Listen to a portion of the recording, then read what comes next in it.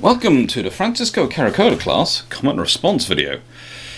This was a fun one. This was a fun video for me to do. It was a fun video for me to think about. It was a fun video for me to work with, really. And let's see, if I take away the slides for a second. Yardval.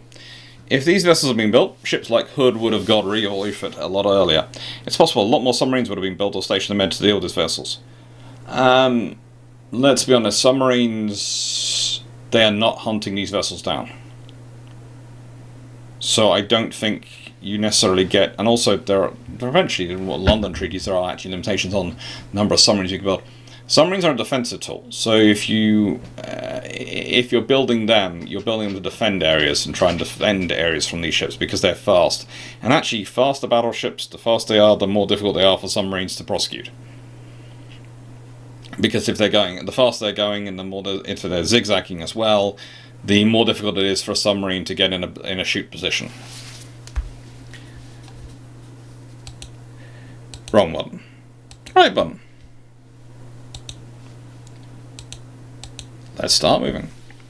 So yeah, I don't necessarily see submarines as a response. Maybe motor torpedo boats. Conversely, motor torpedo boats could be a good response, or destroyers.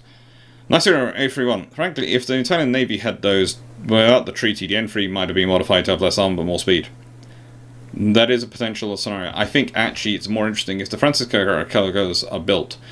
I think the really interesting thing is what happens to the other ships that are being built, and I wonder whether the Washington Naval Treaty might actually collapse if they've been built. Because the Royal Navy will want to have fast battleships for reasons as stated. The Japanese will respond to that, and the Americans will also want to respond to that. So it's interesting. John Fisher, if there's no treaty at all, and Italy builds all four of these, I can see the RN not building N3s. Again, why are you... Everyone's always cancelling the N3s. By the time the Italians get all four of these in service, the Royal Navy would not be building the N3s. They'd be building the next class... Well, not... They'd be building the... Probably they'd be 2, if not 3 classes beyond the N3s in terms of construction time. Because of how long it takes the Italians to build these ships versus how long the Royal Navy will spend building their ships. So you'll not be dealing with the 1921 build, their ordered vessels, they are the G3s. The 1922 ordered vessels are the N3s. You probably won't be dealing with the 1923 ordered vessels, because they might well give that sort of let those ones fill out. So you're probably dealing with 1924 and 1925 orders of vessels. And that's not even all the Francesco Caracciolo are in service when those things are coming out, because those will be in service by 1924. Will probably be in service 2.5 years later. So we're talking about 1926 and 1926-27, and the 1925 orders will be 1927-28. Now, I don't see the USN being worried about them at all, so they rely on the Atlantic Ocean to shield them from events in Europe, potentially, but they're going to rely on what they worry about the British response, which is going to affect the Japanese response, which is going to affect them. And they're not going to be just building more G3s. Again, everyone... It's the pace of construction. They don't have the same pace of construction. As for carriers, it depends on just what to do them. It's always possible, due to inexperience, they could have built fast burns. One question I have is, the images of the Caracciolo appear to have very short forecastle. How would rough affect a turret's ability to fire? Fine in mid-train, not great for the Atlantic. But that's fine for the Italians. Shrike 616. Could an Italian carrier in the 30s have prevented the issues between the Royal Air Force and the between the Regia Aeronautica and the Navy? Or would the threat of navalized Fiat biplanes have been deemed and the threat? Potentially. King Brock. I'd rather longer videos. I do quite longer videos. These were shorter ones. The Dr. Monkey, aka Dan. These feel very G3 or maybe F3 British design, and I would worry if I was British about these dreadnoughting the dreadnoughts. That is a possibility. They could dreadnought the dreadnoughts, but the thing is, for the British, this is going to be something they respond to. But what are they going to dreadnought? If they're trying to dreadnought the N3s, they're just going to get smashed. Because again, the N3s are not fast, but they don't need to be fast. The N3s are the hammer. They are literally, they're not the swinging part, they are the constantly coming toward you, you are going to get destroyed permanence of this. They're the solid rocks that the British battle line fights from. Especially while it's transitioning from the pre-World War I fleet to whatever the post-World War I fleet is going to look like. Dr. Monkey, you can totally do a 20-minute video. It'll just be planned to be a 5-minute one. Don't joke. I blame Drax for influence. He can't do a 5-minute video. He tries very hard. JDP-T19, fascinating ships. I love the Francesco Caracciolo in the World Warships. I just hate the stupid boxy turrets that go. It's not really Italian turrets. What if they also built a big harbour in Somalia and this aircraft carrier becomes an Indian Ocean Raider? That's an even bigger issue for the RN, I think. Well, they'd have to capture Somalia, then build the big harbour. Then they'd have to secure the big harbour. And they'd have to deal with the fact that Britain would probably try and Taranto the big harbour. So, yeah. It would cause an issue for the RN, but it would probably be dealt with. There would be a few more hoods being built with 60-inch guns in the 1920s. If converted into aircraft carriers, then admirals are converted into carriers. Potentially. Dr. Clarke, you said the Caracciolo were going to have 12 50-inch guns, but the specification slide said it was 8. Which was correct, or was there design studies of both variants? Italy having a large functional aircraft carrier in the late 1920s would certainly be a game changer. The Army would probably start working on the armoured deck carriers suitable for the Med sooner. Okay, look. The armoured carriers were not focused on the Mediterranean. Please. I realise there is a strong desire to link attributes of ships with certain areas. And there is an advantage to it. But the armoured carriers were no more a part of the Mediterranean strategy than they were a part of the Far Eastern strategy, in that if you had literally been building armoured carriers just for the Mediterranean, they wouldn't have been justified to be built. It wouldn't have been any point. The armoured carriers, like the strike carrier, the Illustrious class and Ark Royal, are built for both. Ark Royal is built to do Taranto, kind of like Courageous and Glorious would have been used for. She doesn't get used for that because the Royal Navy realises the fact that she's their sole remaining strike carrier means that everyone's kind of focusing on where she is, and they can use that as a cover to allow Illustrious to get closer. Illustrious are armoured carriers. They are fleet carriers. Their purpose is to be closer to the fighting line. The strike carrier was to be held in reserve for an admiral to call it to deliver a big alpha strike or to attack harbours, to provide air defence for mobile forces. The fleet carriers were going to be closer to the battle line. They were going to provide the spotting aircraft, the torpedo aircraft, and the fighter defence of the fighting line. So they were going to be closer and higher risk. Now, this means they're more likely to get damaged.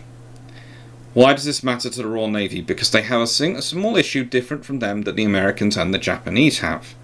The Americans have to fight across the Pacific, but they at least have their infrastructure on one side of the Pacific. The Japanese, fighting through the Pacific, they have their infrastructure in the Pacific. Where is the British infrastructure? The British infrastructure is back in the United Kingdom. The British maritime infrastructure is back in the UK. If any of their ships need heavy or major repairs, they need to go back to the UK. So you need to make them as survivable, as be able to limit the amount of damage they'll take as possible, survivable as possible, and as easy to repair as possible. Those are the guiding principles for the Illustrious class in their design.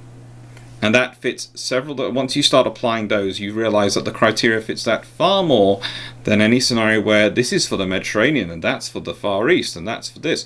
Because that's not how the Royal Navy could work. Because here's a small problem. If you build a fleet like that, you then need to guarantee you have the availability of that ship for the Far East. It needs to be based for the Far East. Because that's what it's for. And because that's what it's entirely oriented around. And it's not going to be helpful in other scenarios. So the British don't do that. The British have a global empire to defend. They can't afford to have specialists. Not to that level of degree. And often the basis of the Ark Royal being the Far Eastern carrier is it's because the design which looks most like the American and Japanese ones. So it must be that. I have seen the quotes, I have read the stuff from D.K. Brown. My father worked with D.K. Brown. They had arguments over many things, but they were also good friends.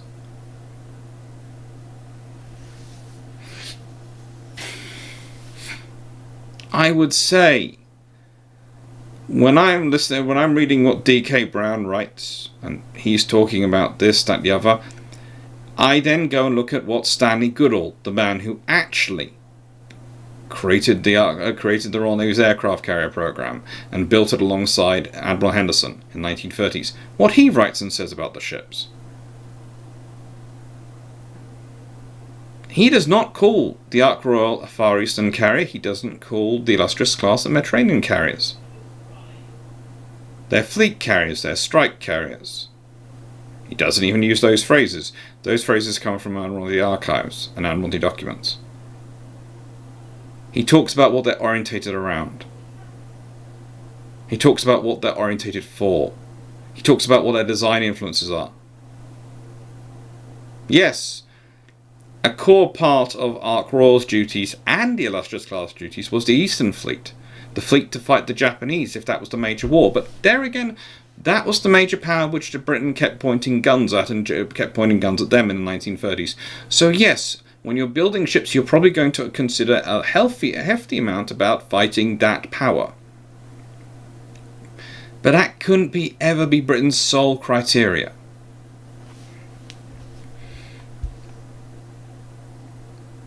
Now, Italy having a large functional aircraft carrier in the 1920s, yeah. I found it, as said, that was the original design. The final design for construction was 8 15-inch guns. It was either keep the speed or keep the guns. They were not going to cut the armour. They cut the guns. Yeah, at 5:40 you did say that the original design was 12, not the final one. Sorry about that. No worries. Kept it on 20 minutes, meant I didn't push the explanation too much. Should have probably emphasised that more. Yeah, if these things were around as battleships, the Revenge-class super dreadnoughts are kept as far away from the Mediterranean. Potentially. Potentially not. Mediterranean is an interesting waterway to navigate. Like the turret toes placement on the Caracciolos. I do too. Love this ship in World War ships. I always thought it was a great ship, but as someone whose family was in the Royal Navy in World War II, I'm glad it wasn't built, as it would have been a major threat. It would have been a major threat, but I think also you have to consider what the likely responses to it would have been. And the responses to it and the others would probably have been in the class which come after the N3s, the G3 successors, in terms of build. Because again, the Royal Navy doesn't announce what it's going to build. But keeping up a construction plan of building 4, ordering 4, 2 years, then ordering none, then ordering 4 for 2 years in a row would not stretch the Royal Navy. Ordering 4 a year in terms of battleships would not stretch the Royal Navy, either in budget for what the government was prepared to supply it with, and in development and design issues. Because again, the thing is, that kind of construction program is going to keep a lot of yards very happy. It's going to keep, therefore, the levels of competition high. It's going to, therefore, keep the costs low for the Navy. It's also going to help with employment for the government. It's a viable system. Anyway, thank you for watching. I hope you enjoyed. And yeah, some of the comment response videos are going to be really short.